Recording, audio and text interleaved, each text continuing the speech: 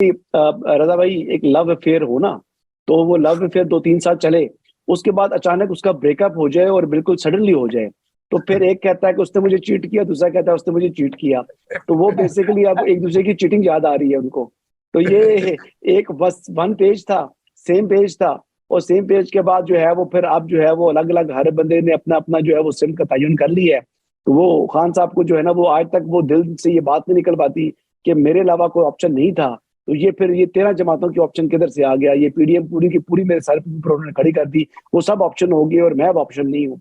तो वो उनको तकलीफ उस बात की है। जी, अगर बात करें अदालत के ऊपर, तो इस्लामाबाद हाई कोर्ट के एक इंटरम ऑर्डर है, उसको चैलेंज किया है पाकिस्तान तहरीक इंसाफ ने और चेयरमैन तहरीक इंसाफ ने, इमरान खान साहब ने, सुप्रीम कोर्ट ऑफ पाकिस्तान में। और उसमें बेसिकली एक ही जो है इस्तदा है, जो कि वही इस्तदा जो कि हाई कोर्ट में भी वो करते हैं, और वही इस्तदा जो उन्होंने सुप्रीम कोर्ट में जस्टिस जया अफरीदी के सामने भी की थी, उसी इस्तदा को उन्होंने दोहराया है अपनी इस पिटिशन के अंदर, इस अपील के अंदर। और वो कहते हैं जी कि हुक्म इम्तनाई जारी किया जाए तोशाखाना ट्रायल के खिलाफ। अब ये जो तोशाखाना ट्रायल है, ये उनकी गले की हड्डी बन गया है। उनको बहुत ज्यादा इससे जो है वो परेशानी है, और इसी वजह से वो चाह रहे हैं कि किसी तरीके से ये ट्रायल रुक जाए। वो कि ट्रायल जो है वो अब कंक्लूजन के करीब आ चुका है।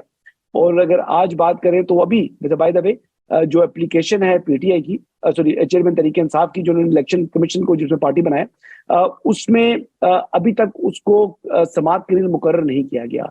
गो के सुबह 1 घंटे के अंदर ही उस जो उनकी एप्लीकेशन थी उसको नंबर अलॉट हो गया था। और बड़ा ताज्जुब हुआ कि रजिस्ट्रार ऑफिस के एतराजात के बगैर जो है वो नंबर अलॉट कर दिया गया, क्योंकि ऐसा होता नहीं है। इंटरिम ऑर्डर जब कोई होता है अबूरी हुक्म किसी भी जो है हाई कोर्ट का, तो उसके ऊपर रजिस्ट्रार ऑफिस के एतराजात आ जाते हैं। और वैसे भी वो जिसके ऊपर उन्होंने इतराज किया है वो तो केस इसी हफ्ते फिक्स करने का कहा है हाई कोर्ट ने अपने तहरीरी हुक्मनामे में। तो अभी जो मामला था आज उनका, क्योंकि 9 मई के वाकये के हमें उनकी जो बेल की एक्सटेंशन थी, तो वो केस भी था, तो फिर उनको आज कचहरी जाना पड़ गया, यानी G11 कचहरी जाना पड़ गया। और वहां पर तोशाखाना केस भी था। तो जब वो वहां पर उसी प्रीमिसेस के अंदर आकर तो एक अदालत में पेश हो, दूसरी में ना पेश हो, तो वो फिर उनको मालूम था कि जी उनके ऊपर बड़े ही सवाल उठ जाएंगे। वैसे भी उनका कंडक्ट जो तोशाखाना केस के अंदर को अच्छा नहीं है। अगर आप देखें तो मुतद्दद जो है समातों में उन्होंने जो है वो हाजिरी से इस्तिस्ना की दरखास्तें दी हुई हैं, और जिसमें 1-2 में हाजिरियां लगी हुई थी। तो वो भी G11 में जब जुडिशल कॉम्प्लेक्स के अंदर जब अदालत मूव हुई थी, यानी फ्रॉम F8 टू G11, तो फिर वहां पर बाहर जो एक जंग का समा था, तो वो भी फिर आपको याद है कि वो फाइल भी आगे पीछे कहीं गुम हो गई थी। तो इस किस्म के वाकयात, ये कंडक्ट जो है एक्यूज का है इस केस के अंदर, याद रखिएगा।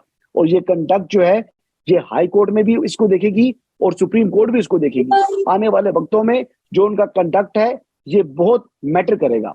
अच्छा, तो आज उनके जो वकील थे ख्वाजा हारिस साहब, वो बार बार कहते रहे कि जी 342 का स्टेटमेंट ना रिकॉर्ड करें और हमें कल तक का मोहलत दी जाए, कल तक की मोहलत दी जाए। उन्होंने 1 दिन मांग रहे हैं, और वो मांगने की वजह यह है कि वो पुरुमीद है कि सुप्रीम कोर्ट में उनकी दरख्वास्त जो है वो समाअत के लिए मुकर्रर होगी और वहां से उनको रिलीफ मिल सकता है, ताकि ये ट्रायल से जान खलासी हो सके। लेकिन ऐसा होता दिखाई नहीं दे रहा। अब तक की इत्तलात के मुताबिक अभी तकरीबन 7:30 पौने 8 हो चुके हैं, अभी तक जो उनकी अर्ली हियरिंग की एप्लीकेशन है वो समाअत के लिए मुकर्रर नहीं हुई, और ना ही उसके इस हवाले से कोई बेंच कॉन्स्टिट्यूट पाया है।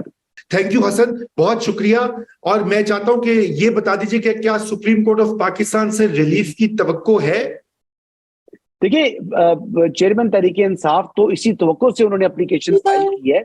लेकिन जो क्वेश्चन ये है कि एक जो मैटर है already pending before high court है, तो उसमें क्या हेस्ट में सुप्रीम कोर्ट क्या रिलीफ दे सकती है? देखिए, क्वेश्चन ये है कि सुप्रीम कोर्ट तभी जो है वो मामले के ऊपर अपना फैसला देगी जब किसी हतमी नतीजे पर हाई कोर्ट तो पहुंचे ना। हाई कोर्ट ने मैटर अभी डिसाइड नहीं किया, ये पहले आ गए हैं सुप्रीम कोर्ट के जी इंटरिम ऑर्डर के खिलाफ। तारीख लगी हुई है। हाँ, वो लगी हुई है। हाई कोर्ट ने तारीख दे दी है गालिबन 3 अगस्त की। 3 अगस्त की तारीख है जी। तो अब 3 अगस्त को वो केस वहां पर है। ये कहते हैं कि यकम को केस समाअत के लिए मुकर्रर करके हुक्म इम्तनाई जारी किया जाए और ट्रायल को रोक दिया जाए। देखिए, ये किस तरह हो सकता है? ये किस तरह हो सकता है? अगर हाई कोर्ट के मामलात के अंदर सुप्रीम कोर्ट ने इंटरवेंशन शुरू कर दी, तो 5 हाई कोर्ट्स हैं इस मुल्क में, और 5 हाई कोर्ट्स के अंदर रोज जो है ना वो 50-50 एप्लीकेशन एक की आएगी।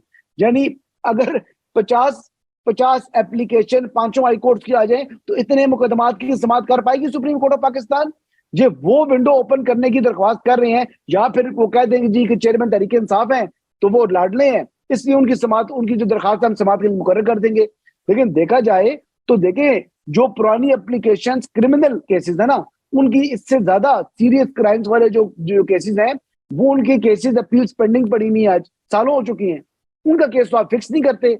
और फिर इनकी एप्लीकेशन अगर फिक्स करेंगे तो फिर मेरे जैसे लोग, आप जैसे लोग बातें करेंगे और हम सवाल जरूर उठाएंगे कि यहाँ पर सहूलतकारी दी जाती है, ठीक है। और फिर जो मुस्लिम लीग नवाज की तरफ से कहा जाता है, नहीं, वो कहते हैं कि इमरान दार जी, आप ऐसे तनकीद कर रहे हैं आलम इस्लाम के इतने बड़े लीडर, और जो कि पाकिस्तान में 80% उनकी मकबूलियत है, आप ये सुप्रीम कोर्ट कैसे उसको इग्नोर कर सकती है? उनको ये 80% नहीं, रखने होंगे। 80% नहीं है, 95% कहते हैं। नहीं 99.999